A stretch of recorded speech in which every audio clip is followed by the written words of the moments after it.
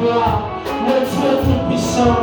Bien-aimé, élève ta voix, commence maintenant à adorer Dieu. Adorer, c'est facile. Dis simplement à Dieu ce qu'il est pour toi. Et dis c'est la Zaponayo. Qu'est-ce que tu penses de Dieu pour toi? Même une femme à Zaponayo, bien-aimé dans le Seigneur. Pour moi, il est mon sauveur. Il est le maître par excellence. Avant la vie qui s'en va, maladie, Dieu s'en a dit de la maille. Il est celui qui enlève le mal dans ma vie. Il est celui qui change le malheur en bonheur de ma vie. Pour toi qui es Dieu, élève ta voix, bien-aimé, proclame, adore Dieu, bien-aimé, adore Dieu par tes paroles. Dis ce que Dieu est pour toi, bien-aimé. Élève ta voix, bien-aimé. Élève ta voix, même il t'a pas appelé. Élève ta voix, bien-aimé. Adore le Dieu tout-puissant. Adore le roi des rois. Alléluia. Tu es notre Dieu. Tu es ma force. Tu es mon rédempteur. Tu es la source de toutes bonnes choses dans ma vie. Aux Élisées, à ma caboulée, sur la source de ma vie. Aux Aouya Kambo, la Kamaï. Aux Aouya Siko, la Kamaï. Aux Aouya Amouti, sa Kamaï, la Babalani, et Bokou, la Kamaï, la Kamaï. Aux Aouya Pesa Kamaï, et l'autre, la Limoso, le Koupagnoso. Il y a l'Imoda, il y a ma quartier, il y a ma Noki. Tu es tout pour moi, Seigneur. Tu es tout pour moi, bien-aimé. Élève ta voix. Adore le Dieu des dieux. Adore le roi des rois. Adore le roi des rois. Même les dieux représentent pour toi. Adore le Dieu tout-puissant. Moi, je t'adore, Jésus. Moi, je t'adore, le marais des rachetés. Le Dieu des dieux. Et le Dieu des dieux. Alléluia. Sois adoré. Alléluia. Sois adoré, Jésus. Alléluia. Sois adoré, roi des rois. Alléluia.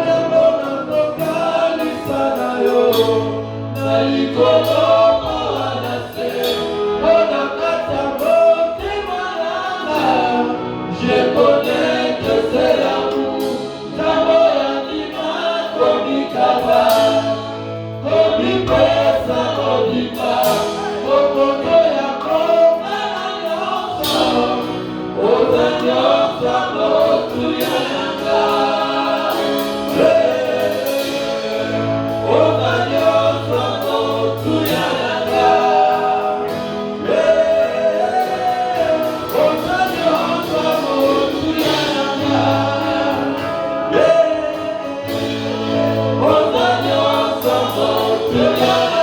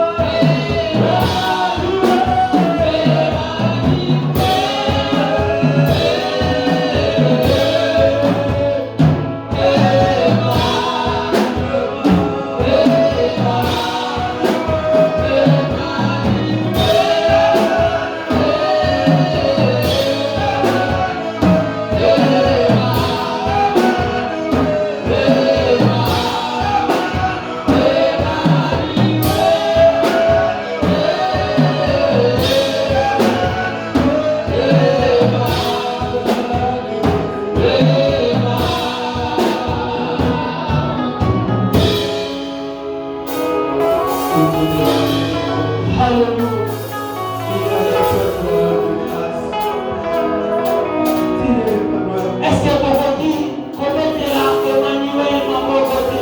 Est-ce que nous pouvons acclamer pour Emmanuel? Non, mais moi, je te dis, Emmanuel est au milieu de nous. Acclame, c'est lui qui est au milieu de nous. Acclame. Si nous pouvons nous tenir debout, pas pour moi, mais pour Emmanuel. Est-ce que vous reconnaissez Emmanuel? Pas pour la magie, mais pour Emmanuel.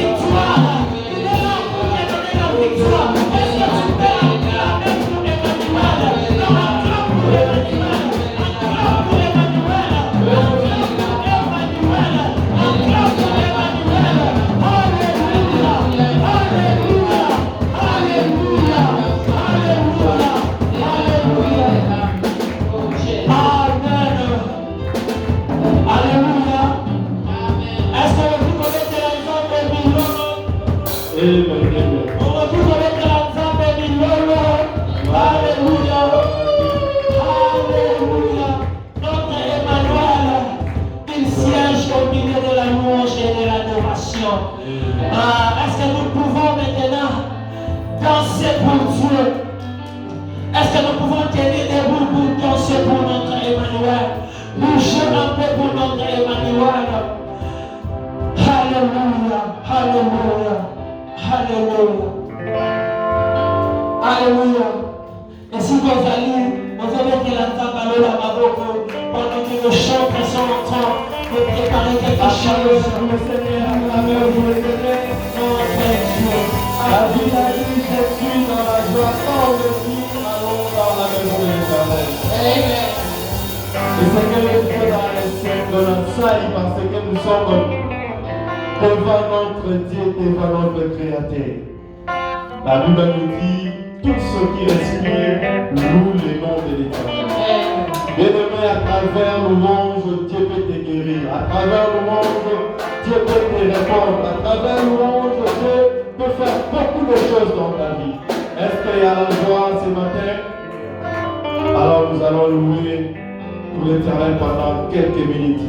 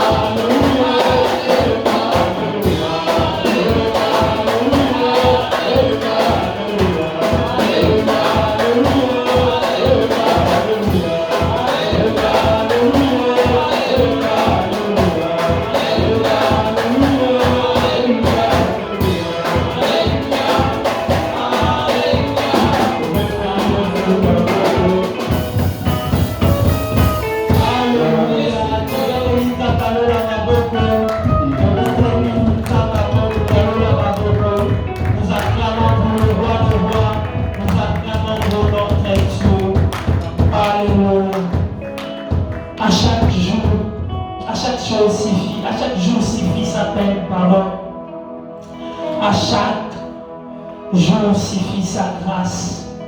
Nous voulons écouter la parole de Dieu. Nous voulons écouter la grâce de Dieu qui passera au travers son serviteur. Voilà pourquoi j'aimerais que tu pries pour ce moment. Tu demandes la disposition, la concentration, afin que le message passe très bien dans ton esprit. Et que la bénédiction qui est attachée avec ce message soit ton partage cet avant-midi. Élève ta voix, prie Dieu pour la parole et prie Dieu pour le prédicateur de cet avant-midi au nom de Jésus-Christ.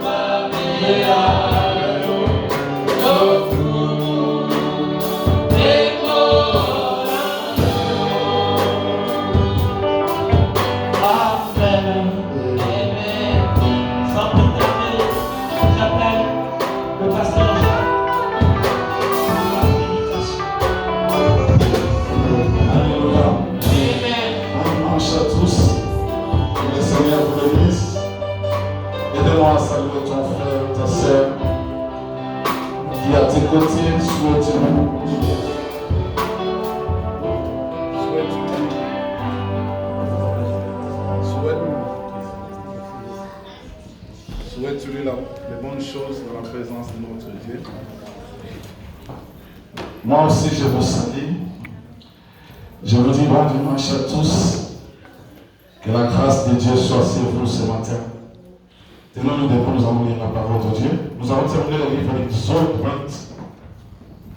Dimanche passé, nous avons lu le 3e verset, le 11e verset.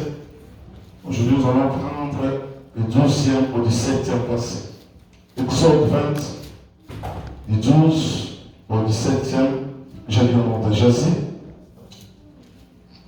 Honore ton père et ta mère, afin que tes jours se prolongent dans le pays que l'Éternel ton Dieu te donne. Tu ne tueras point, tu ne commettras point d'adultère, tu ne voleras point.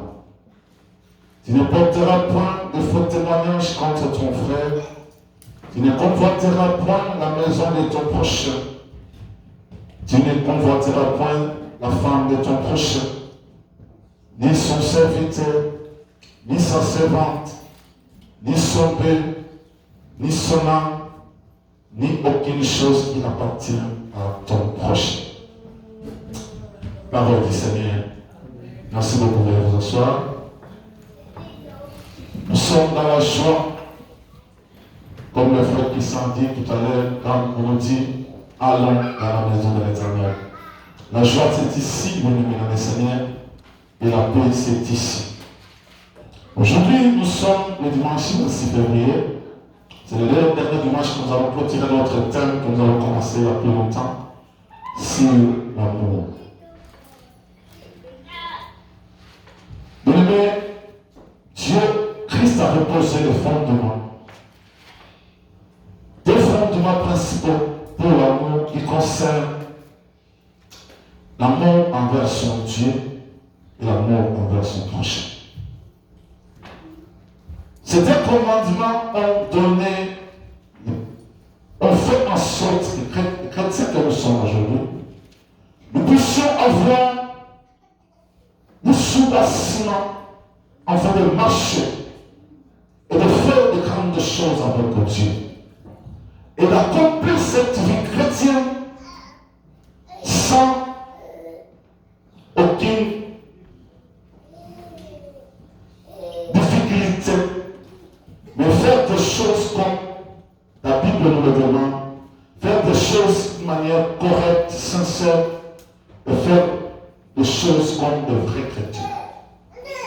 Le dimanche passé, nous avons parlé de l'amour envers Dieu.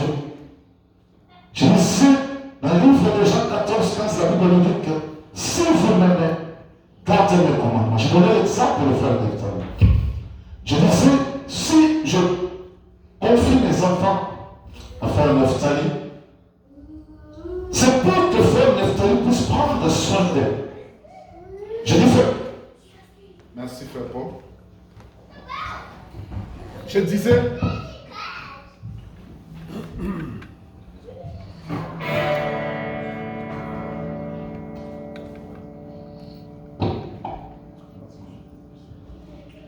on a des bruits comme ça. Vous m'entendez? Amen. Donc, je disais que quand je donnais l'exemple de frère Neftali, je disais, frère Neftali, petit gardez mes enfants. Cela veut dire que le frère Neftali doit prendre soin de mes enfants. Ça, c'est ce que veut dire garder. Alors, pour nous aussi, quand nous voulons aimer Dieu, la seule chose que la Bible nous demande, si nous aimons réellement Dieu, c'est de garder ses commandements. Alléluia.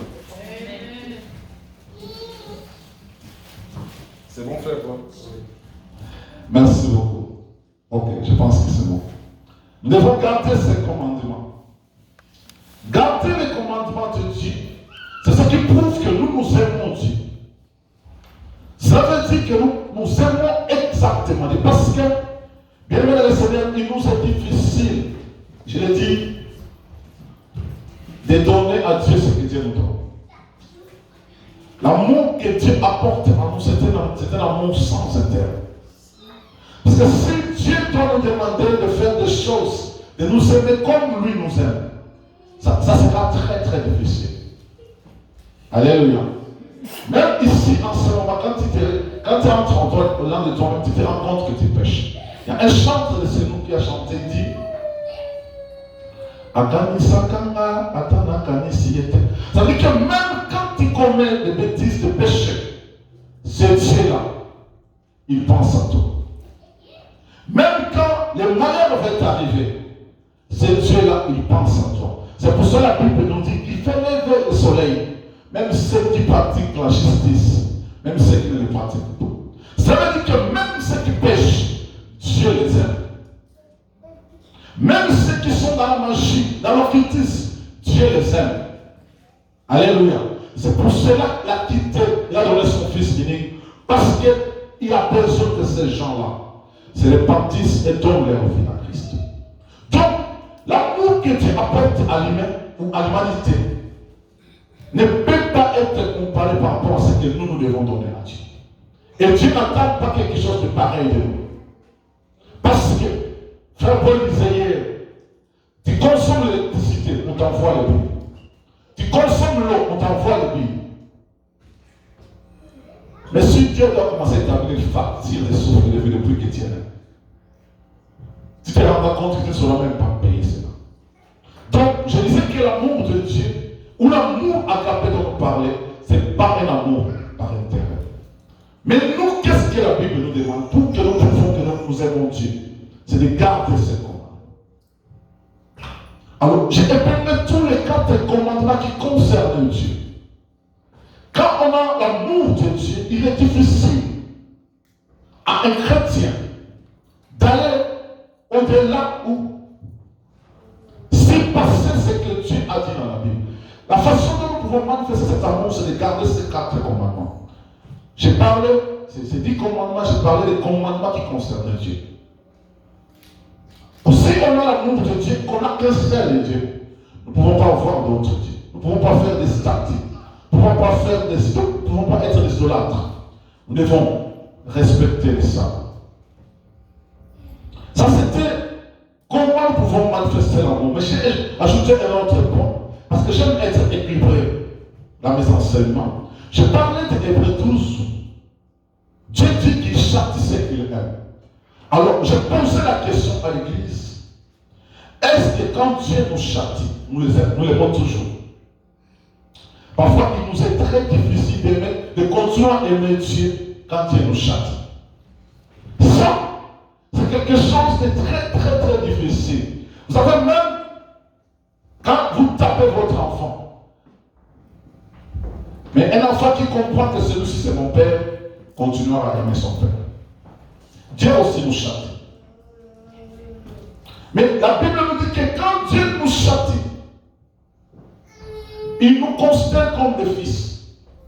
Alors celui qui n'aime pas les châtiments de Dieu, il est un fils illégitime vis-à-vis de Dieu. Ça veut dire, la Bible nous dit, nous sommes co-héritiers de Christ. Or, le co-héritier de Christ doit être le fils de Dieu. Alors, si vous n'êtes pas fils de Dieu, comment allez-vous être co-héritier de Christ? Il est difficile. C'est pour cela que quand Dieu nous châtie, la Bible nous dit que nous sommes considérés comme des fils légitimes. C'est pour cela que Job dit, qu'est-ce que je peux faire devant les châtiments de Dieu? Devant son majesté. J'ai donné ce témoignage de cette sœur à Kinshasa qui me disait, cette année, si Dieu ne me bénit pas, je vais retourner au monde. Alors, il est difficile à l'humanité ou à un chrétien de continuer à aimer Dieu quand Dieu nous châtie. Mais quand pour comprendre que Dieu te châtie, il faut comprendre le langage de Dieu. Parfois, il y a des choses que nous voulons faire dans la vie que Dieu n'est pas content, ou Dieu voit que si nous empruntons ce chemin, nous allons du droit à la perdition. Il nous châtie. La Bible nous dit que le châtiment de Dieu, c'est pour nous préparer. Pour nous préparer à une vie de sainteté. Parfois, Dieu nous châtie. Mais ça nous fait mal. Oui, le châtiment, personne ne peut plaire au châtiment. Mais la Bible nous dit, c'est pour nous préserver à la sainteté, à la vie de la sanctification. Maintenant, aujourd'hui, nous allons aborder l'amour vis-à-vis de son prochain. Bien-aimé dans le Seigneur, pour l'amour vis-à-vis de son prochain, avant d'entrer en détail de mon message, j'aimerais poser 3 piliers de l'amour. Alléluia. J'aimerais poser 3 piliers de l'amour vis-à-vis de son prochain. J'aimerais que quelqu'un m'entende très bien. Le premier pilier que je veux poser, pour que tu puisses aimer ton prochain, il faut jouir de la compassion. Si j'aimerais aimer mon frère trésor et vous, la compassion de le Seigneur, c'est quelque chose qui te met dans la disposition d'aimer toujours le frère trésor. Quel que soit le mal que le frère trésor peut me faire, mais si j'ai la compassion vis-à-vis de lui, et la compassion qui est l'un des piliers de l'amour, le pilier c'est comme le fondement. Alléluia. C'est comme la fondation. Alors, le pilier, pardon. L'amour c'est comme la fondation, qu'est-ce que j'ai dit? La compassion c'est comme le pilier qu'on bâtit sur le fondement, ou sur la fondation. Mais quand on n'a pas la compassion, il est difficile. Quelqu'un m'a dit, ton cœur de compassion va te dire un jour. Je riais, j'ai dit, non, il y a des choses où tu compatis beaucoup.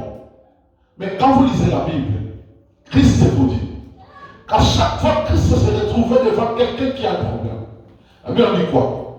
Christ est rempli de compassion. Après, il fait quoi? Il intervient.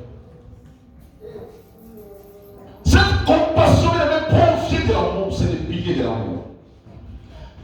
Même si quelqu'un te fait du mal, même si quelqu'un te dit des choses qui ne sont pas correctes, même si quelqu'un te blesse, mais si tu n'as pas la compassion vis-à-vis de cette personne, bien aimé le Seigneur, je discutais avec Papa César quelque chose qui me disait, parce que je suis toujours quelqu'un qui est réussi, à chaque fois je fais du bien aux gens.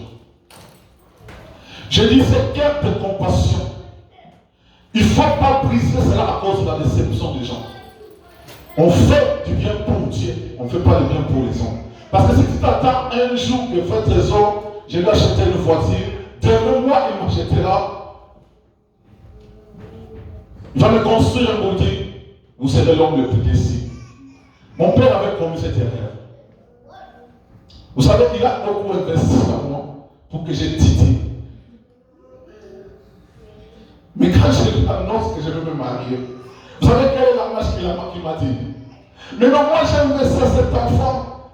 J'ai besoin qu'il travaille, que je bouffe son argent. Mais regarde, lui va aller se marier. J'ai dit, mon père, tu as investi en moi, non pas pour que je te rende ce que tu as mis en moi, mais pour que je vive ma vie. Ça veut dire que lui, il attendait parce qu'il a investi. Que demain, parce que j'ai commencé à travailler, que tout argent que j'amène, que je lui donne. Il me donnait même un témoignage. Il y a un enfant, mon cousin, l'enfant de son grand frère, qui a aussi terminé ses études, mais qui ne travaillait pas. Alors qu'il travaillait et qui prenait tout son salaire, il divisait par deux, il donnait à son père. Regarde de fin ce qu'il fait pour son père. Quand l'homme arrive à ce niveau, vous êtes déçus. Mon père a été déçu parce que je me suis imposé par rapport à l'appel de Dieu que j'avais. Je ne pouvais pas rester longtemps sans femme parce que je suis exposé à beaucoup de problèmes. Spirituellement, je devais accomplir cela pour être sécurisé. Mais lui, il ne comprenait pas ça. Donc, si nous voulons aimer notre prochain bien-aimé dans le Seigneur, le pilier, c'est la compassion. La compassion, bien-aimé, surpasse les blessures, les déceptions que nous pouvons rencontrer. La compassion, bien-aimé, le Seigneur, quelles que soient les blessures que quelqu'un t'a fait, mais quand cette personne-là a une situation difficile, tu dois jouer de la compassion pour l'aider, pour aller, pour continuer à l'aimer. Mais si la compassion est détruite, bien-aimé, sachez que l'un des piliers de l'amour aussi est détruit. Ça vous sera difficile de continuer d'aimer votre prochain. Ça vous sera difficile de continuer à aimer votre prochain. Ça vous sera difficile de continuer à avoir de l'amour quand la compassion est là. La compassion, bien-aimé le Seigneur, nous aide à surpasser les plaisirs, nous aide à surpasser les déceptions, nous aide à surpasser tout ce qui peut nous faire du mal. La deuxième des choses, bien-aimé, c'est le pardon. Le pardon est l'un des piliers de l'amour. Bien-aimé le Seigneur, ayant toujours cette facette, je sais que c'est difficile. C'est très. Vous savez, quand votre prochain vous blesse, quand votre prochain vous fait du mal, parfois il y a des blessures où vous vous rendez compte, vous dites, ça, je vais le pardonner jusqu'à la fin de mes jours. Non. Il ne faut pas faire cela. Parce que le pardon de le Seigneur constitue une puissance qui vous libère dans la prison, qui vous libère de la prison des déceptions ou de mal qu'on vous fait. Le pardon de le Seigneur, c'est une clé qui ouvre la porte de la liberté de votre cœur. C'est une clé qui vous permet de briser les murs de la haine. Le pardon, c'est une porte qui vous permet de briser toute la haine qui peut monter dans votre cœur par rapport au mal qu'on vous fait. Et le pardon de le Seigneur constitue aussi une clé qui vous permet tout le temps de continuer à aimer votre prochain. Oui, je sais, je comprends. Tu peux être déçu, trahi. Surtout, je dis ça aux gens qui étaient fiancés à une sœur ou à un frère. Mais quand tu aimes cette personne, vous déçoit. Parfois, il nous est difficile de pardonner.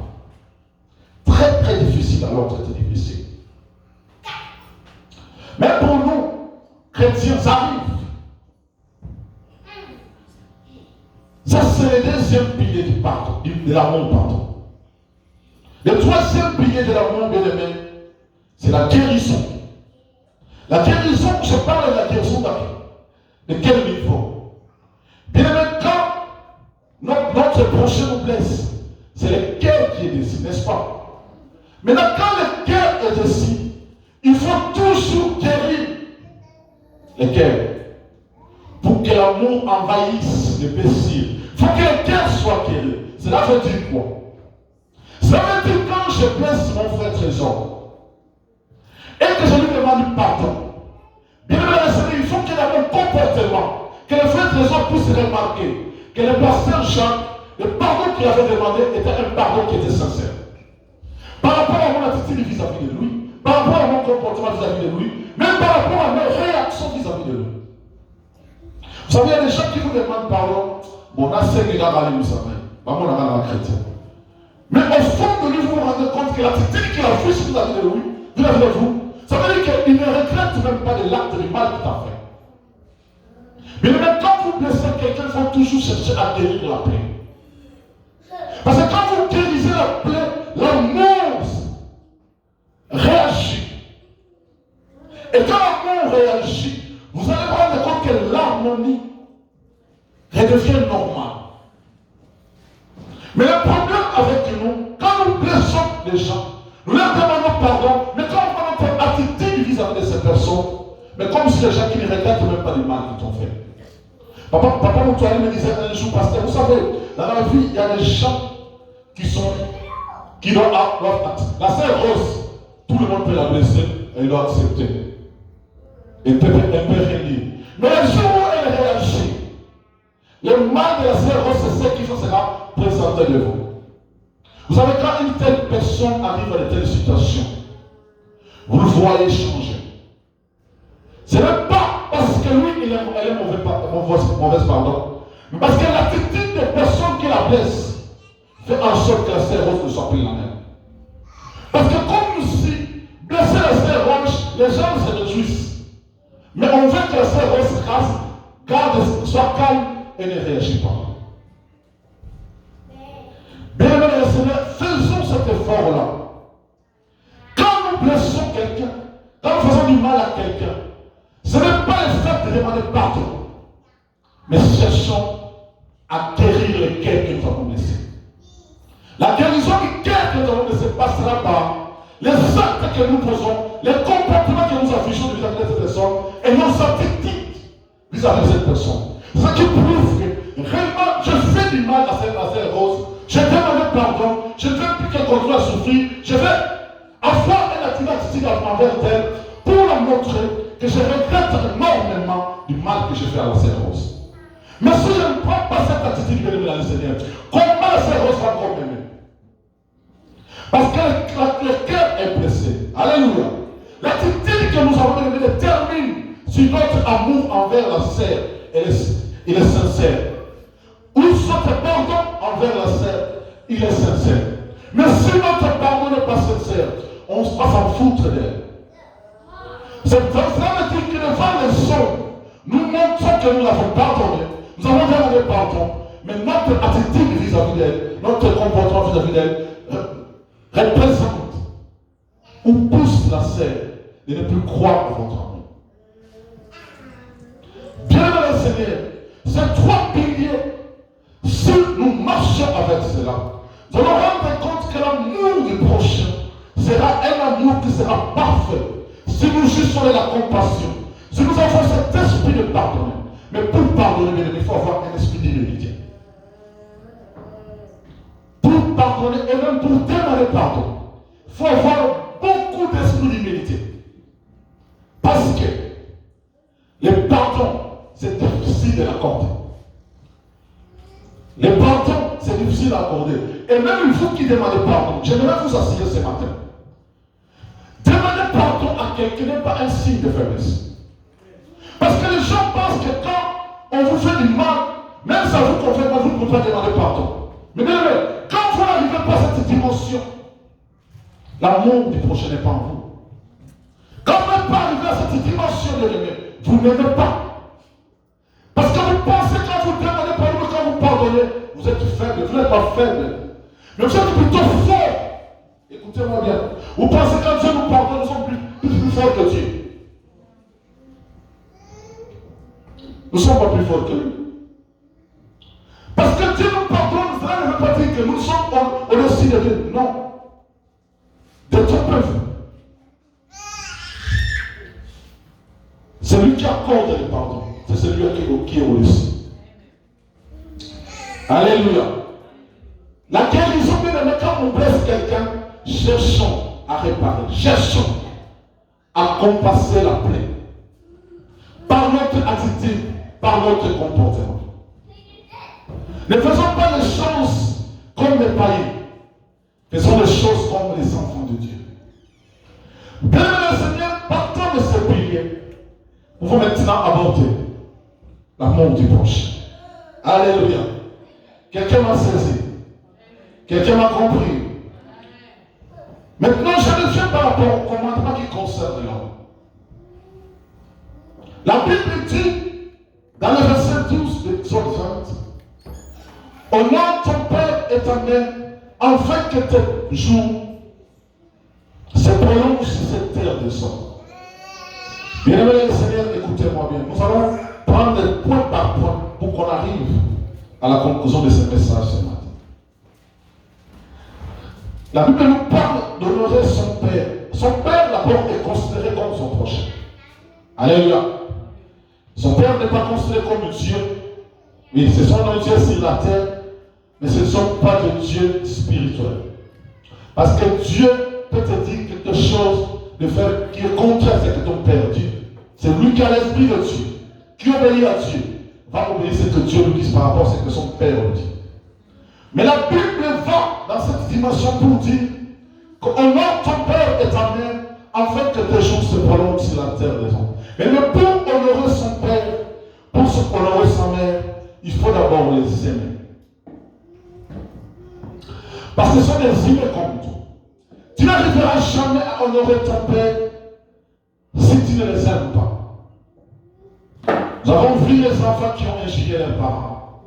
Nous avons vu les enfants qui ont mis gifler leurs parents. Je dis que le Seigneur me parle de ça. Que j'arrive à ce niveau de gifler, de taper mon père ou ma mère, bien aimé, c'est une malédiction qui tu vas porter durant toute ta vie.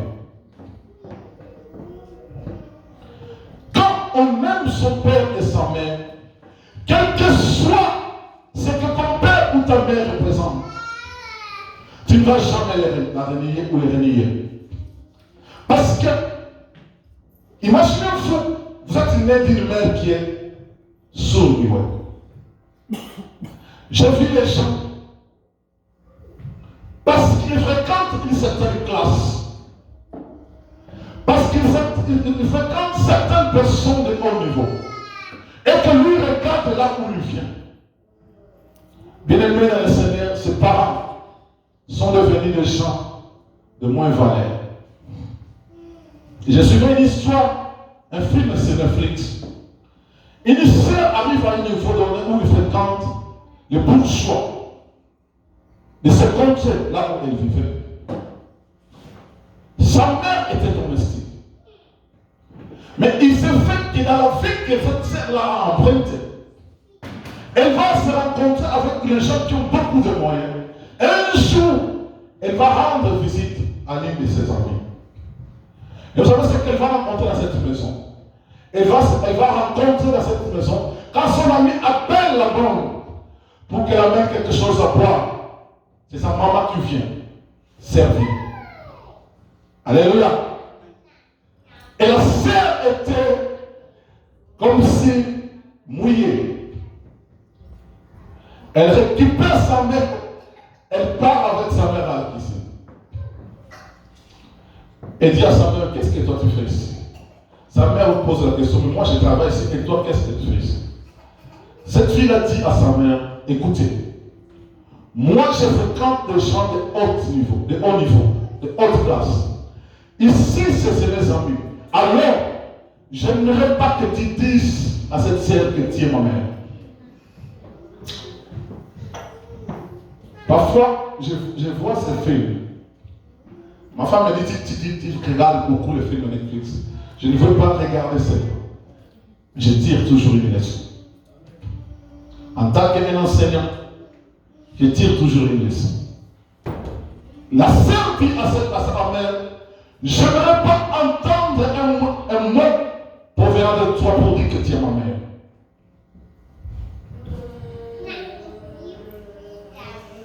Et maintenant, ça a commencé à passer. Un jour, vous savez, les bourgeois, et ils considèrent cette scène-là comme elle, c'est une bonne famille. Ils doivent organiser un voyage, ils doivent lui coûter 5 000 $, 5 000 $. Contribution seulement. Elle doit contribuer. Et demande à sa mère, donnez-moi ton salaire parce que je dois paraître. Mais sa mère lui dit, toi tu m'as dit que je ne suis plus considéré comme ta mère. Non, tu es ma mère quand on est à la maison, mais pas quand je suis dehors. La mère dit, oh, je n'ai pas cet argent. Où est-ce que je vais trouver? Elle oblige à sa mère à aller demander avant ses salaires pour 3 mois.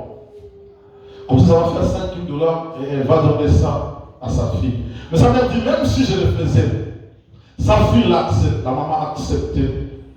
Elle va voir le patron pour dire que voilà, j'ai besoin d'une avance de salaire parce que j'ai un problème.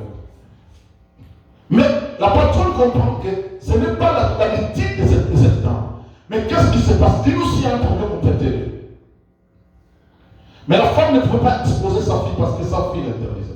Et vous savez, un jour, Dieu est bon. Dieu est vraiment bon. Un jour, cette dame-là arrive en ce moment où le voyage est proche. Me dit, mais comment toi tu nous rencontres, tu es la fille, mais les 5 000 $, seulement tu ne sais pas donner. Et elle arrive à la maison de son ami et trouve sa mère en train de discuter. Sa mère tombe malade. Elle doit être soignée.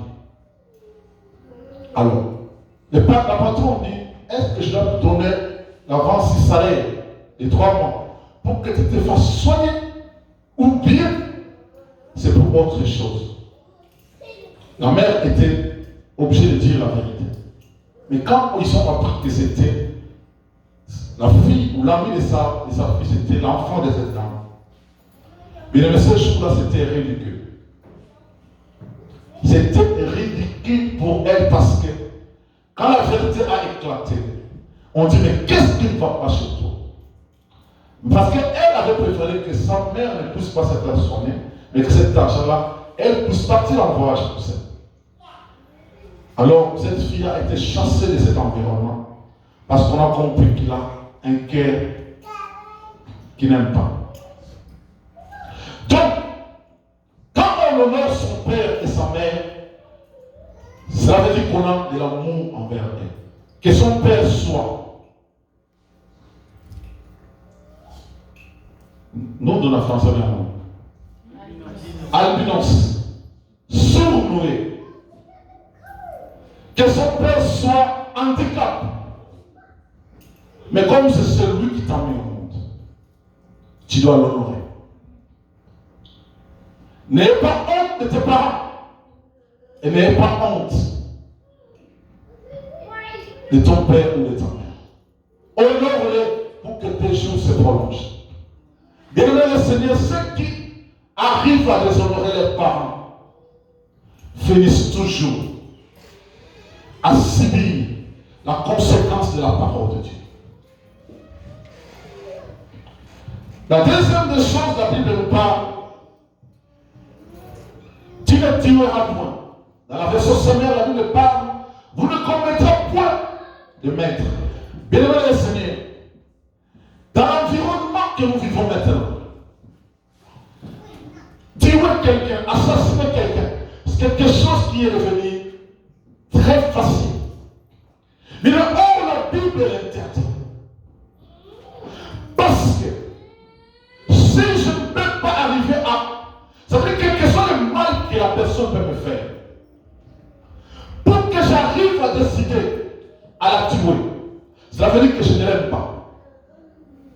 Si réellement j'aime mon frère Thomas, je ne peux jamais arriver à prendre la décision de la tuer. Mais ceux qui tuent les gens, écoutez-moi bien. Ceux que vous tuez, ce ne sont pas les animaux. Mais ce sont les gens qui ont été créés à l'image de Dieu. Donc en faisant cela, vous ne faites pas du mal seulement à ces personnes, mais vous faites aussi du mal à Dieu. Parce que c'est Dieu qui les a créés. Dieu comme il est. Et Dieu a besoin d'eux. Mais vous décidez d'éliminer leur vie parce que vous n'avez pas de l'amour. Frères et sœurs, Un chrétien ne peut pas se situer ou se mettre dans une réunion où on décide de tuer quelqu'un. Bien le Seigneur. Les gens qui aiment les enquêtes, quand vous participez à la mettre d'une personne, vous aussi vous êtes condamné. Quand vous établissez des réunions pour chercher à éliminer telle personne, peut-être parce que sa présence vous gêne. Bien le Seigneur, l'amour du prochain n'est pas en vous. C'est pour ça que j'ai commencé à poser le pilier de l'amour.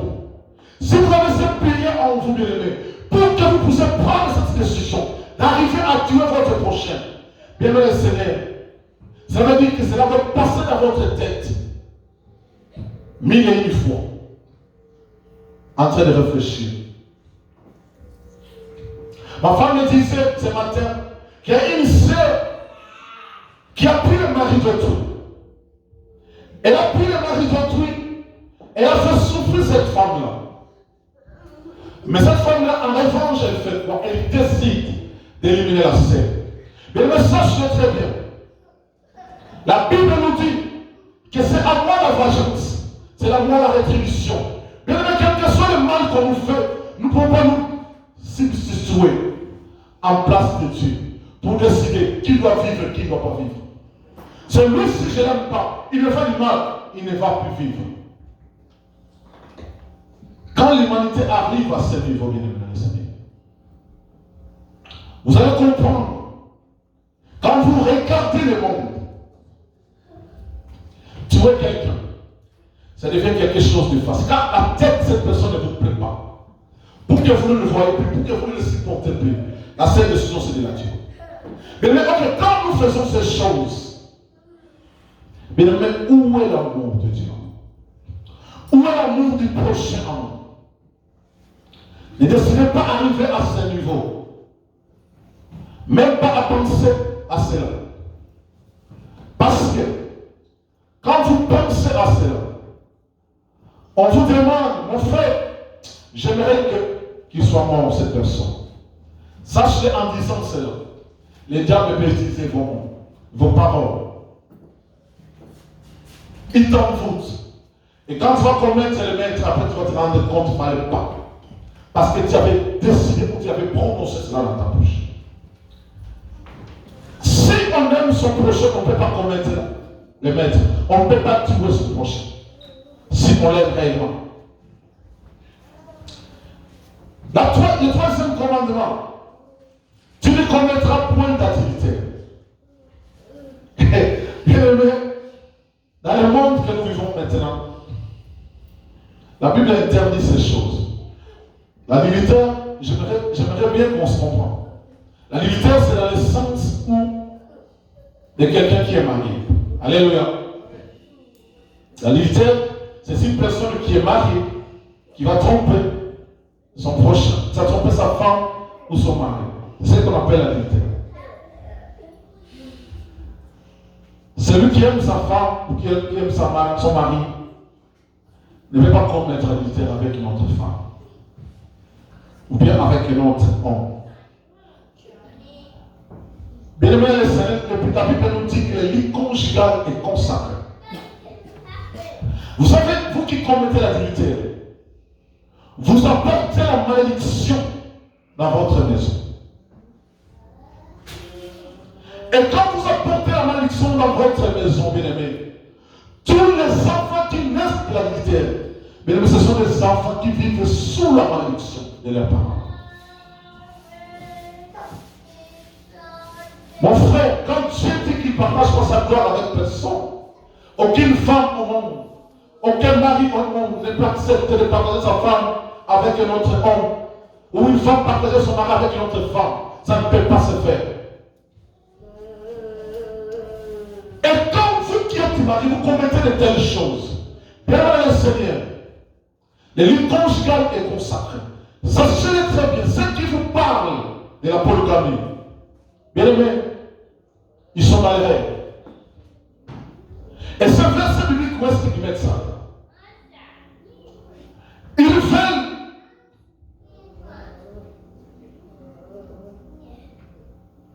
plaire à leur désir tout en s'appuyant à des gens comme de Salomon qui avaient 1000 femmes. Mon frère, laissez-moi vous poser la question. Pensez quand vous avez 1000 femmes, vous allez voir, là-bas on l'a mis à 365 jours. Vous allez les voir quand? Et tous, vous allez les voir quand? Est-ce que lui-même Salomon, il avait vraiment le temps d'aller voir toutes ces femmes-là? Bien, mais Christ a une seule femme. Christ a une seule épouse. C'est l'Église qui vient de prendre au temps de la fin. Bien, mais nous est venu cet enseignement d'avoir plusieurs femmes. Oh, bien, mais Seigneur, ce que nous faisons, nous commettons l'adultère. Même pour ce pasteur, après avoir s'est marié aujourd'hui, demain il va divorcer. Cher pasteur, avant de vous marier, il fallait demander la volonté de Dieu. Avant de vous marier, il fallait demander à Dieu si la femme qui se présente devant vous, c'est la femme de votre destinée. Si vous êtes pas sûr, ne prenez pas l'engagement.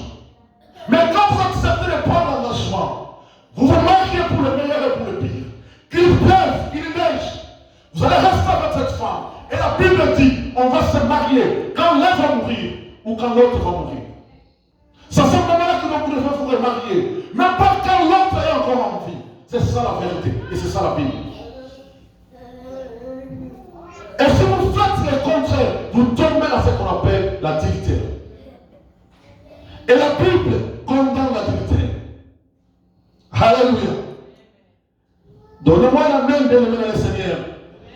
Je dis ça parce que aujourd'hui, l'Église est en train d'amener les gens à croire qu'avoir plusieurs femmes, ce n'est pas un péché. Frère, Christ n'a pas beaucoup d'épouses.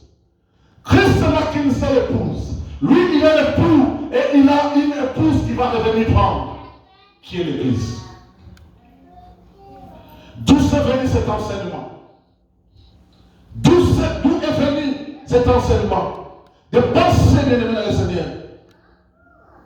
Quand on est marié à une seule femme ou à un seul mari, vous devez avoir plusieurs femmes. Bien-aimé, ça c'est la polygamie. Mais vous commettez aussi l'adultère. Vous commettez aussi l'adultère. Et vous suivez les lits conjugales. Que le Seigneur nous préserve parce que nous ne pouvons pas tomber dans ce piège. J'aimerais comprendre, parce que je ne suis pas parfait, un cerveau qui tombe, mais que ça ne vient pas une histoire, ça ne vient pas une vie normale. Alléluia. Quand un homme de Dieu se rend compte qu'il est dans le péché, et ce qu'il fait c'est dans le péché, il doit se repentir et laisser abandonner. Mais aujourd'hui, on officialise le mariage des hommes de Dieu avec 2 jeunes, 3 jeunes, 4 femmes.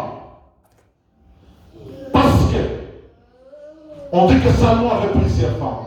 Mais Paul dit ceci. Si vous savez que vous n'êtes pas prêt à vous marier, restez célibataire. Mais si vous savez que vous n'allez pas supporter d'être seul, engagez-vous, mais avec une seule femme. Engagez-vous avec une seule femme. Et puis vous, mes sœurs,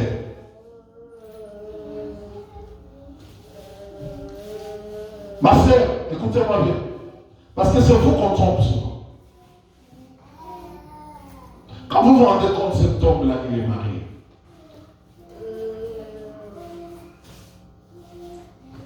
Ma sœur, on vous trompe quand vous dites que non, je suis marié avec elle, mais demain, ça ne va plus bien avec elle. Peut-être que dans quelques mois, on va divorcer. Quand vous vérifiez bien, il n'y a eu jamais, ils n'ont jamais parlé de divorce. Il n'y a eu jamais cette histoire-là. Parfois, ils sont en très bon terme.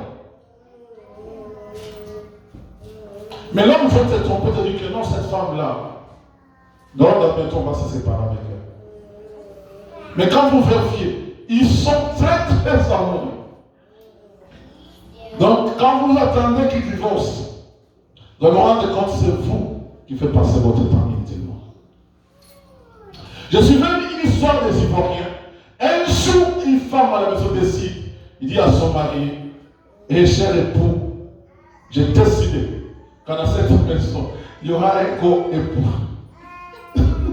C'est dit, ça m'a fait tellement rire. Il dit qu'il y aura un co-époux. L'homme me pose la question, la femme me dit, quoi? Il dit, mais c'est nous les femmes qui peuvent avoir les deuxièmes, les hommes qui peuvent avoir des deuxièmes femmes, mais pas vous les autres les femmes. C'est la première fois que j'entends ça. Il dit, si c'est la première fois que j'entends ça, c'est la première fois aussi que ça va se faire. L'homme croit que c'est de la blague. Un jour, il était déjà en train de manger. Il voit sa femme entrer avec un autre homme. Il lui appelle, Jean-Pierre, viens ici. Il arrive. Il lui dit, Jean-Pierre, je vous présente André. André, je vous présente Jean-Pierre, c'est mon premier mari. Et Jean-Pierre va regarder, André, c'est mon deuxième mari. L'homme a succombé. Il dit, mais comment on va faire? La femme dit, toi, tu vas rester dans la chambre des visiteurs. Et lui, il va rester dans cette chambre. Non. Si j'ai besoin de vous, j'irai chez vous. Si j'ai besoin de lui, j'irai là-bas. Ça m'a fait beaucoup rire. J'ai dit, waouh, regarde le monde. Même les femmes décident d'avoir des maris. Je suis une histoire sur les réseaux sociaux, une femme qu'on a attrapée en acte d'adultère. Il dit que moi aussi j'ai des secrets à révéler parce que mon mari aussi couche avec les ministres, les députés qui sont aussi les femmes. Ça veut dire que le jour où on donnerait le micro à cette femme-là de parler, dans mon pays de Congo, ça sera scandaleux. Mon frère, quand on n'est pas prêt pour se marier, restez tranquille. Ma soeur, quand on n'est pas prêt pour se marier, restez tranquille. Le célibat aussi c'est bon. Le célibat aussi c'est bon. Parfois quand je suis le célibataire, je vais sortir le soir, aller chercher quelque chose à manger. Mais parce que je suis marié. Parfois quand tu viens au boulot, on t'envoie un message, bala médité. Pour une bala. Parfois les célibataires aussi c'est bon. Restez célibataire, restez comme Dieu. C'est bon aussi. Mais ne profitez pas de cette occasion pour faire n'importe quoi. Cela veut dire que je voulais dire que quand on veut se marier, on doit être sûr qu'on se marie avec une femme, pas avec une fille. Une femme, c'est celui qui a compris le rôle, qui a compris l'importance du mariage. Un homme, c'est celui qui a compris l'importance du mariage. Un homme qui n'a pas compris l'importance du mariage, il va venir chez la sœur si il a formé le mariage, il va venir chez l'autre sœur, parce qu'il n'a pas compris ce qu'est le mariage. Mais une femme qui a compris le mariage, il sait que quand j'y entre, c'est pour du bon. Un homme qui a compris le mariage, quand j'y entre, c'est pour du bon. Il ne faut pas que vous y entrez. Mais vous continuez à voir votre account que vous avez laissé. C'est pour cela, avant de vous marier, s'il faut changer le numéro de téléphone, changez le numéro de téléphone. S'il faut fermer les réseaux sociaux, fermez-les. S'il faut couper tout contact, arrêtez-le maintenant. Parce que quand on vous vient à l'église, c'est fini. L'adultère de la Bible interdit cela. Une femme est faite pour un seul homme. Et un seul homme est fait pour une seule femme. La Bible nous dit, dans le verset 15, je prends la version Semeur. La version Semeur dit que tu ne voleras pas. Dans l'autre version de la Sainte Bible, nous savons, on parle de tu ne déroberas point. Mais le voler, c'est un péché. Quand on se met à voler, on vole seulement son frère. Je ne peux pas voler un robot, mais je peux que voler mon frère ou ma soeur. La Bible l'interdit. Quand on aime son frère, parce que ceux qui volent, vous savez le mal que vous causez à ces personnes que vous avez volées.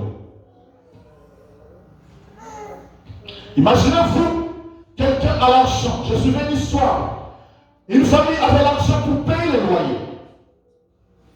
Et la femme, quand elle avait les habits de son mari, elle a pris l'argent, elle a mis ça sur la pierre. Elle regarde, elle s'est facile est passée, elle a vu l'argent. Elle a pris cet argent. Et ils ont cherché l'argent à la maison, ils n'ont pas trouvé. Mais le propriétaire de la maison arrive, cette famille-là doit être chassée de la maison. Parce qu'ils n'ont pas payé le loyer. Vous voyez le malheur que cette femme a causé à la famille parce qu'elle a décidé de voler les argent. Et le quand on décide de voler, on fait du mal à son prochain. Et si on aime réellement son prochain, on ne peut pas le voler. On ne peut pas le voler. Mais quand on vole l'ennemi, on détruit parfois les vies. Par ces actes-là que nous posons. Nous détruisons beaucoup de vies. Et beaucoup de gens pleurent parce que nous avons pris des choses qui les appartiennent. Cinquième point, tu ne porteras point de faux témoignages contre ton prochain. Écoutez-moi bien. Ce point bien aimé, ça détruit les vies. Mais vous savez, construire une réputation. Quand quelqu'un veut construire sa réputation, mais ça nous prend des sacrifices, ensuite ça nous prend des disciplines. Vous savez, la réputation d'une personne, c'est comme une maison qu'on construit. Vous voyez, pour construire une maison, ça vous prend du temps. Mais pour la détruire, la maison peut être détruite dans une seule. Vous voyez, Kinshasa, chez moi, on a train de détruire les maisons. Mais combien les gens ont sacrifié les moyens, de l'argent, le temps, de l'énergie pour construire une maison. Mais on voit tout d'un coup, on prend un tracteur qui vient de tous les moyens. La réputation d'un homme, c'est comme ça. Pour ceux qui font des faux témoignages pour nos frères, pour nos sœurs, écoutez-moi bien. Quand on fait des faux témoignages sur votre frère ou sur votre sœur, bien aimé, vous détruisez une vie, toute une vie que vous êtes en train de détruire. Je vous raconte une histoire. Un frère vient des États-Unis. Il va au Congo, il va se marier avec une sœur. Cette sœur avait une amie. Cette sœur, elle vivait dans la galère avec son ami. Elle s'est débrouillée comme elle peut. Mais un jour, elle entend cette nouvelle que sa voisine ou son ami va se marier avec un homme qui vient des États-Unis. Cette femme n'a pas supporté cela. Elle a construit une histoire contre son ami. Et elle appelle l'homme qui est aux États-Unis. Elle dit que, regarde, mon frère, tu vis aux États-Unis, tu vas te marier avec mon ami. Mais j'aimerais te révéler quelque chose. L'ami que tu vois là, c'est une amie qui a beaucoup de relations ici à Kinshasa. Elle vit avec un tel monsieur, avec un tel monsieur, avec un tel monsieur. L'homme dit quoi? Moi qui ai pris le soin de venir me marier avec elle. Mais c'est ça la vie qu'elle mène au Congo. L'homme décide de couper tout contact, toute relation avec cette femme. Et cette sœur, elle se pose des questions. Mais qu'est-ce qui ne va pas? Je suis avec ce frère. Mais qu'est-ce qui arrive que ce frère puisse couper tout contact avec moi comme ça? La sœur va passer par l'entremise d'une autre personne pour entrer en contact avec ce frère. Ce frère va révéler la personne. Que vous voyez la sœur là, c'est une bête. Elle a beaucoup de maris, elle veut me tromper. Moi je décide de me marier avec elle. Donc elle a beaucoup de relations. Alléluia. Mais quand on veut vérifier, cette sœur n'est pas ce qu'on a présenté d'elle. Donc, son ami a préparé de faux témoignages contre son ami pour détruire tout un avenir. Mais quand on aime son frère, quand on aime sa sœur, on ne peut pas tout le temps, bien aimer le Seigneur, témoigner mal contre eux. Frère Nephtali m'a appelé un jour, me parler, me poser une question pour une personne. Je lui dis que je ne suis pas bien placé pour te dire quoi que ce soit. Mais j'ai des choses que je connais. Je pouvais tout dire à ses frères. Mais j'ai dit, je ne suis pas bien placé à te dire ça. C'est quel que soit le mal qu'ils m'ont fait, quel que soit le mal, ce qu'ils font, je ne peux pas porter un fort témoignage contre eux. J'aimerais plutôt que tu utilises ta conscience pour faire ce que tu dois faire. Mais qu'est-ce qui arrive aujourd'hui à l'église quand quelqu'un vient te poser la question sur la sœur Rose? La sœur Rose, là, je vais me marier avec elle. Qu'est-ce que vous pensez d'elle? Oh, il faut laisser. Hey! Combien de temps vous doutez? Mon frère, si toi tu as connu la sœur Rose que tu avais connue avant, tu penses que la sœur Rose que tu vois aujourd'hui c'est la même? C'est ça l'erreur que nous commettons. Nous connaissons le passé des gens, mais nous ne connaissons pas le présent. Nous ne faisons aucun effort de connaître le présent des gens. Parce que tu connais la sœur Rose avec cette passé, toi tu penses que la vie qu'elle mène aujourd'hui, c'est ça. Mon frère, il faut qu'on développe cette dimension d'amour. Il ne faut pas que vous soyez chemin. Vous soyez le comité de freinage pour le bonheur des autres. Parce que vous parlez que le mal des autres. Vous donnez que les faux témoignages sur les autres. Rien ne me dit. Alléluia. Alléluia. Je suis arrivé à un niveau donné où je dois aider une personne. Mais on m'appelle pasteur. Mon toit me sur ma main. Tes gars,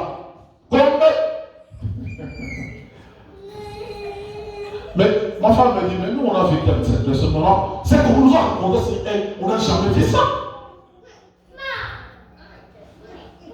Mais regarde si nous avons écouté ce que les gens nous ont dit, on n'aurait pas aidé. C'est ça le monde bien-aimé. Arrêtez de faire des faux témoignages sur les gens. Parce que vous aussi, vous avez vos mal. Vous avez aussi, parce que vous voyez le problème avec nous quoi. Bien-aimé le Seigneur, il faut faire attention à ceux qui s'occupent beaucoup de vie des gens. Mon vie là-bas, ils cachent leur vie. Mais quand vous restez avec eux, vous découvrez, ils sont plus pires que eux, on va appeler ça un faux témoignage. Ils sont plus pires que eux. Mais parce que eux, leur vie, pardon, maman. Mais la vie des autres, ils suivent ça tout le temps, tous les jours. Ils regardent. On les cabouille, attends. Même une petite embauchée, il ne faut pas l'amener là. Parce qu'il veut se contrôler ta vie. Il veut savoir tout de toi. Mais le faux témoignage que nous prenons, ça détruit les vies. Sachez très bien que ça détruit les vies. Vous savez, il y a des personnes parfois qui nous aiment aussi d'un amour sincère. Vous savez, il y a quelqu'un qui vous aime dans un amour sincère. Mais dès qu'on apporte des faux témoignages contre vous, vous allez voir quand cette personne commence à vous haïr. Parce que seulement, on laisse des faux témoignages. Mais vous aussi, qu'on vous dise des faux témoignages sur les gens. Vous savez, dans la vie, j'ai apprécié ceci. Où j'ai eu cette leçon. J'aime découvrir une personne moi-même. Que suivre ce que les gens me disent. Alléluia. J'aime découvrir une personne moi-même.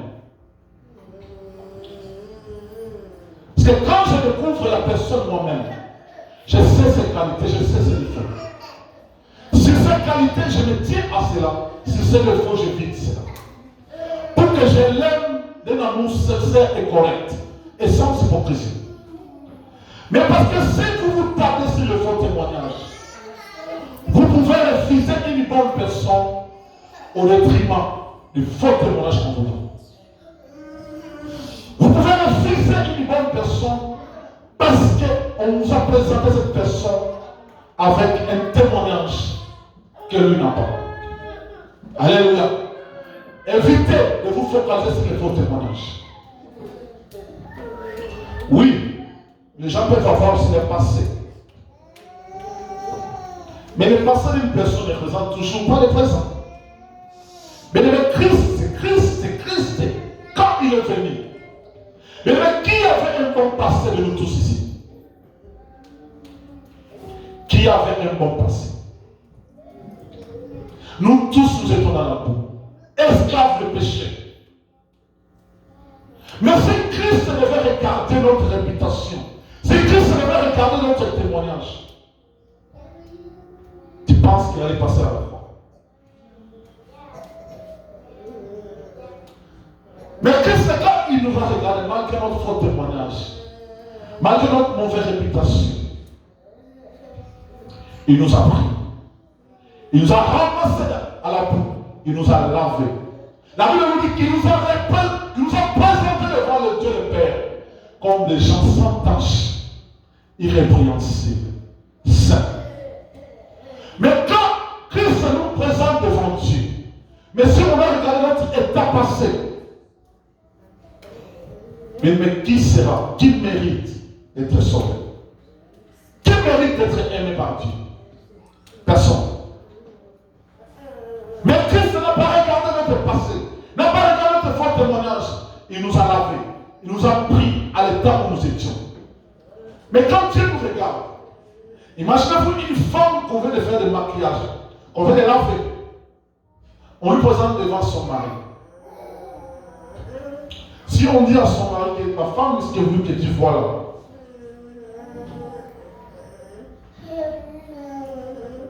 elle était dans la poubelle. Elle mangeait les choses de la poubelle. Tu penses que le mari va accepter de prendre cette femme en mariage? Mais quand on lave la femme, on la présente devant son mari, devant un homme bien maquillé, bien parfumé, bien habillé. L'homme regarde la créature qui est devant elle, devant lui, pardon. Il glorifie Dieu. Ce qui arrive à Adam et Ève. Adam et Ève ne savaient pas que Ève était prise dans cette côte. Mais quand on présente, ça veut dire qu'on cache à Adam la façon dont on a pris Ève. Mais quand on présente Ève dans un état brut, Adam dit voici cette fois-ci l'os de mes os. Frère, c'est si vous aimez votre frère, si vous aimez votre sœur, vous ne pouvez pas faire un faux témoignage contre eux. Quel que soit le mal qui te fait. Cela veut dire quoi? L'amour du prochain ne m'empêche d'aller commencer à dire aux gens, d'aller commencer à faire un faux témoignage chez les autres. C'est difficile, c'est difficile. Mais bien aimé, quand vous entendez cette personne a besoin que le frère Thomas puisse l'aider. Mais si j'ai la compassion à moi, je ne dirai pas au papa Thomas, vous voyez ces frères-là, il ne faut jamais l'aider. Mais si j'ai la compassion, et puis écoutez mon frère, si papa Thomas aide ce frère-là, qu'est-ce que ça va avec vous? Ça va changer quoi de moi? Mais si je donne un faux témoignage, ça veut dire que j'ai détruit la vie de cette personne.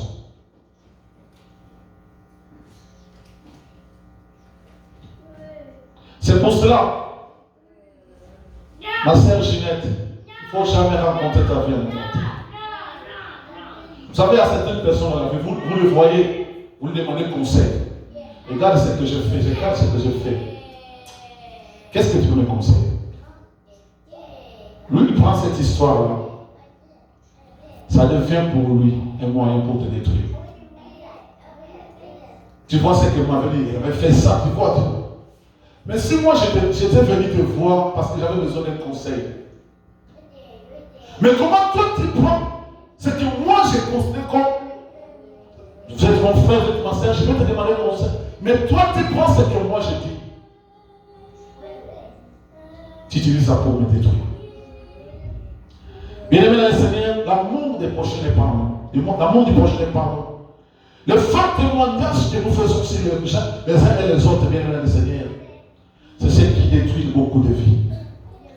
Ça détruit beaucoup de réputations. Ça détruit, ça ferme même les portes. Alléluia. Ça ferme même les portes. Si le frère Nephtali arrive à cette église, comme le président de la frère Nephtali, pasteur, vous savez, le frère Nephtali là, regarde. Ça veut dire que dès que je le vois venir, je le regarde avec un autre œil. Mais moi, bien aimé, je suis vacciné à ces choses. Je l'ai dit dans cette église, j'étais victime de ces choses que moi-même, quand vous venez me faire un fort témoignage pour une personne, je dois analyser et voir, constater les choses. Après, je vais prendre une décision. Mais si je ne constate pas, il me sera très difficile. Alléluia. La dernière des choses, tu ne convoiteras point la maison de ton prochain. Je vais parler seulement de la convoitisme parce qu'il y en a plusieurs, la Bible a cité. Bien-aimés, écoutez-moi bien.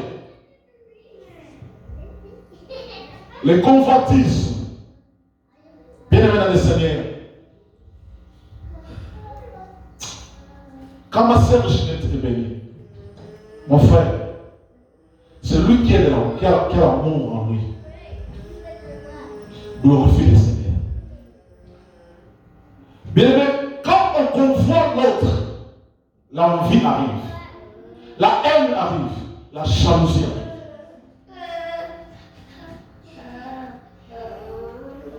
C'est pour cela, quand je vois ma sœur Ginette être bénie, je dis Seigneur, nous avons besoin de coup.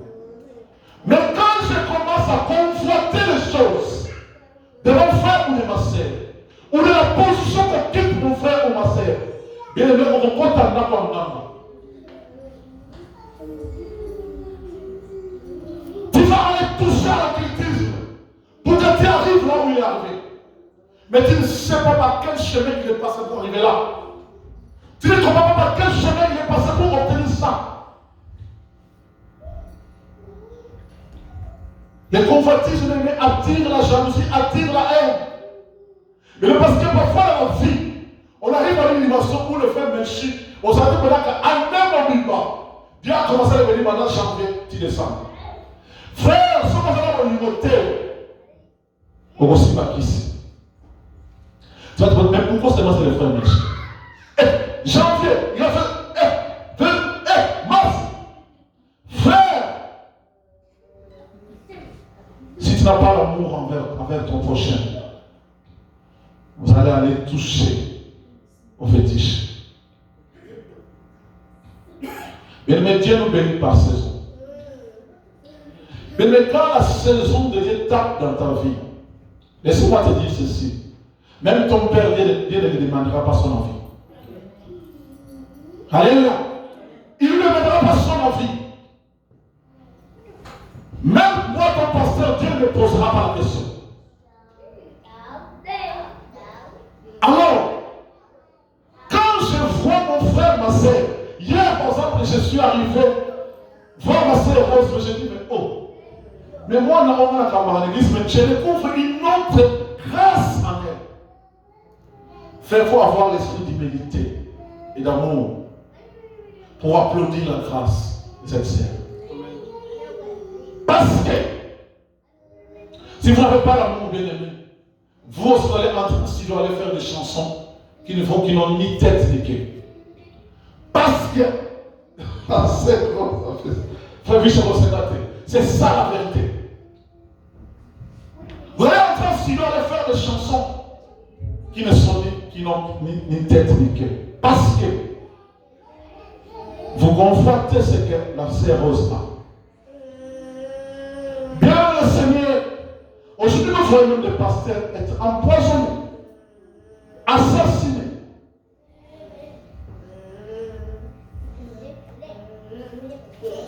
Mais pourquoi on arrive à ce niveau? La question qu'on se pose, on arrive à ce niveau comme les enfants de Dieu arrivent à ce niveau comment? Et je dis ça à mon papa César, dit, vous savez qui font les choses pareilles? Et ce sont les gens qui étaient parles avec elle, tu discutes avec elle. Parce qu'une personne qui est loin de toi, il va t'envier comment? Une personne qui ne te connaît pas, il va t'envier comment? Il ne te connaît pas. Il ne connaît pas ton nom. Il ne connaît pas là où tu habites. Il ne connaît pas là où tu restes. Il va t'envier comment? Bien-aimé le Seigneur, les convoitismes ont poussé les gens à la deuxième république de notre pays, où les gens se sont mis à prendre même les femmes des autres. C'est pour cela, à cette époque-là, il ne faut jamais sortir avec ta femme. Parce que ces gens-là, quand ils voient ta femme, bien aimé, tu deviens une cible. C'est pour ça qu'on nous dit, un jour, un policier témoignait que nous pouvons voir cet homme coucher avec nos femmes, mais tu ne dis rien du tout. Parce que tu ouvres ta bouche, tu es éliminé. Le convoitisme, bien aimé le Seigneur, amène l'homme à la jalousie, à la haine. Même chez nous, les pasteurs, quand on voit que tel pasteur a une autre grâce que toi, tu n'as pas. Frère, il y a peu de gens qui ont cet esprit de supporter ou d'applaudir un homme ou un pasteur que Dieu élève ou que Dieu visite. Il est difficile. Il est difficile. Papa Michel m'a dit un jour, m'a dit, pasteur Jacques, moi et ma femme, quand nous sommes entrés dans cette église, nous avons vu. Nous avons dit que ce pasteur aura des combats. Il aura des problèmes ici, à Cincinnati. Et quelque chose que je dis avec frère Melchi, j'ai dit, je le sais, je le sais. Mais parce qu'il n'y a pas l'amour. Parce que ce n'est pas parce qu'on s'appelle pasteur qu'on a de l'amour, non. Et un jour, ma femme m'a montré la vidéo de frère Neftali. J'ai regardé tout ça, dit waouh. Frère Neftali a fait de telles choses. Quand on n'a pas d'amour, la convoitise arrive. Bien-aimés dans le Seigneur, laissez-moi vous dire, vous savez même les jumeaux qui sont sortis le même jour. Les jumeaux qui sont venus au monde le même jour. Mais vous savez qu'ils n'ont pas la même grâce. Vous avez connaissé l'histoire d'Isaïe et Jacob. Ce sont des jumeaux. Mais regarde l'histoire que Jacob a écrite dans la Bible et regarde l'histoire qu'Isaïe a écrite. Alléluia. C'est là que vous allez comprendre que bien aimé dans le Seigneur, les grâces diffèrent. Les grâces diffèrent. La Bible dit qu'il fait grâce à qui il veut. Cela veut dire, si Dieu bénit le vrai trésor, ce n'est pas nécessairement automatiquement ce que le vrai trésor a, ce que moi j'aurai. Non, ce n'est pas nécessaire. Alors je ne peux pas commencer à changer mes intentions de prière pour dire à Dieu que ce que le vrai trésor a, moi aussi je dois l'avoir. Bien le Seigneur. Et quand Dieu ne te donne pas ça,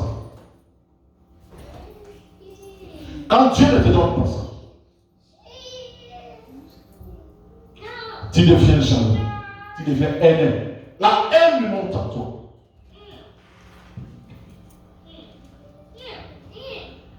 Si nous enlevons la convoitise, bien aimé dans le Seigneur, Dieu, nous aimerons pardonner nos frères et sœurs. Nous les aimerons avec un amour sincère. Cela veut dire que nous serons là. Et puis, bien aimé, les secrets pour la bénédiction, c'est quoi? C'est quand l'autre est béni, il faut glorifier Dieu. Quand l'autre est élevé, il faut glorifier Dieu. Il ne faut jamais dire dans ta vie que si moi j'étais à sa place, ça ce sont les langages de paix. Parce que si on te met à sa place, tu ne feras pas les choses comme lui il fait.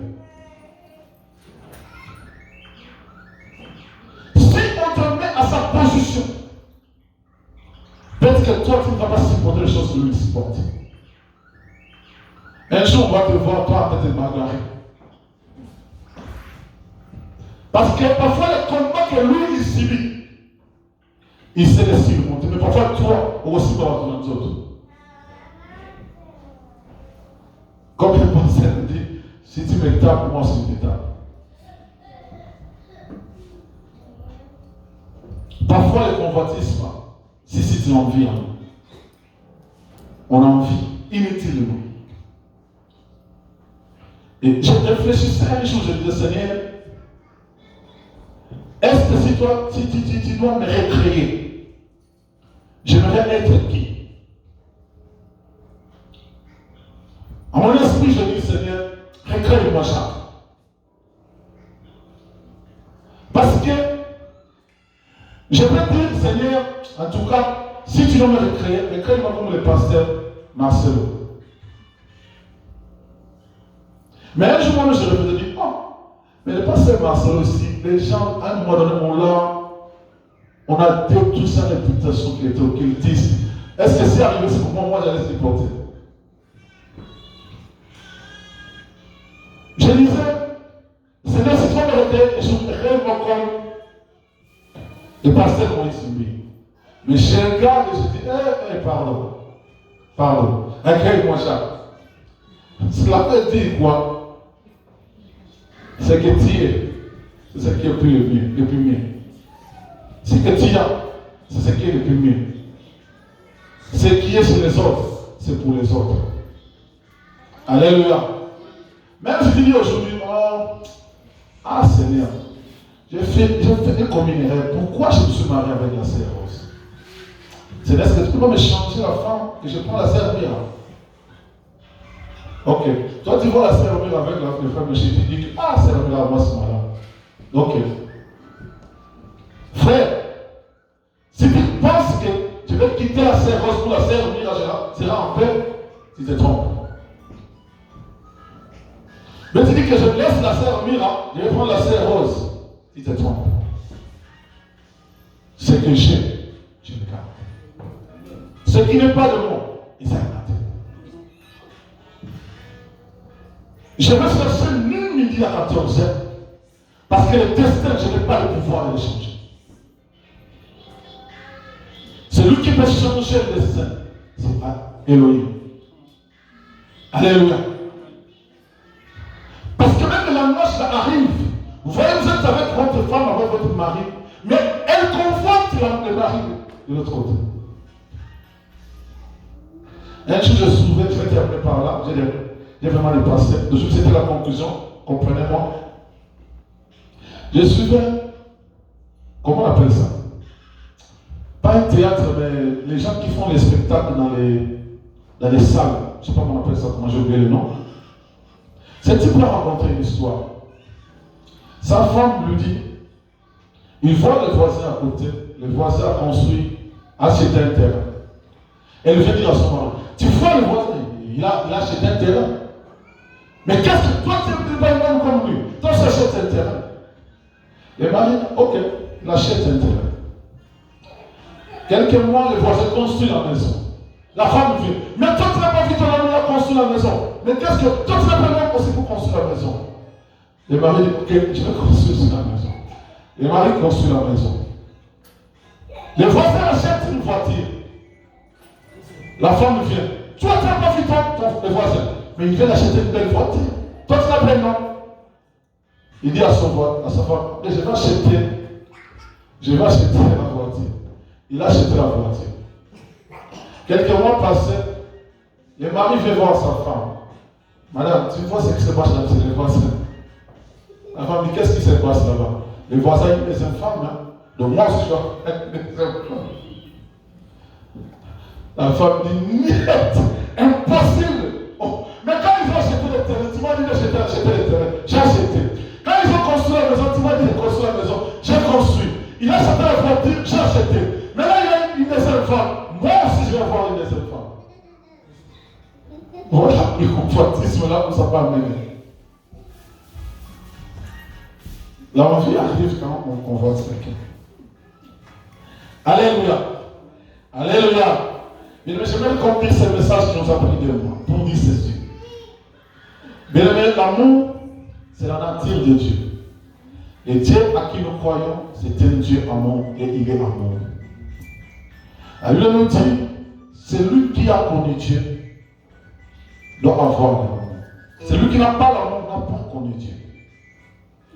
L'amour envers Dieu, bien-aimé dans le Seigneur, nous pousse à garder ses commandements. Et l'amour vis-à-vis de notre prochain, bien-aimé dans le Seigneur, nous pousse de ne pas faire de faux témoignages, de ne pas tuer, de ne pas voler, de ne pas commettre d'adultère, de ne pas convoiter. Je sais que l'amour aujourd'hui, bien-aimé dans le Seigneur, est rempli. Il n'y a plus d'amour quand vous observez le monde. Mais j'aimerais dire ceci à l'Église. Cela représente seulement ce que la Bible a dit. Qu'au temps de la fin, la charte des uns et des autres va se refroidir. Mais nous qui sommes chrétiens, bien-aimés dans le Seigneur, utilisons ces trois piliers que j'ai donnés ce matin. Ayez la compassion, ayez l'esprit de pardon, ayez aussi un esprit de guérir les blessures que nous causons à nos frères et sœurs.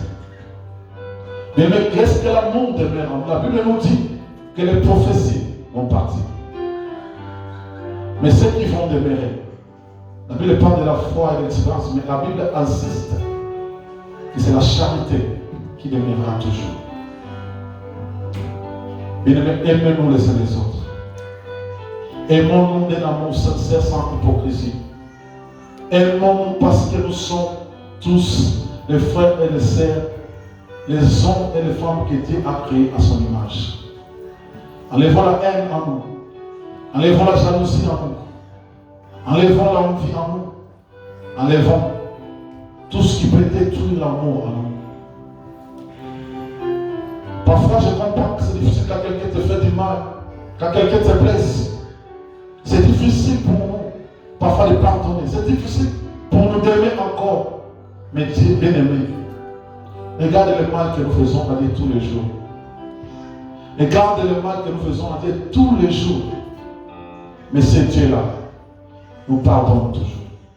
Ce Dieu-là, même quand nous partons, nous revenons, il nous reçoit toujours. Bien-aimé, ma prière, que l'amour demeure dans cette église. Que l'amour demeure dans nos cœurs. Et que l'amour soit le soubassement de notre vie chrétienne. Que Dieu vous bénisse. Nous allons prier.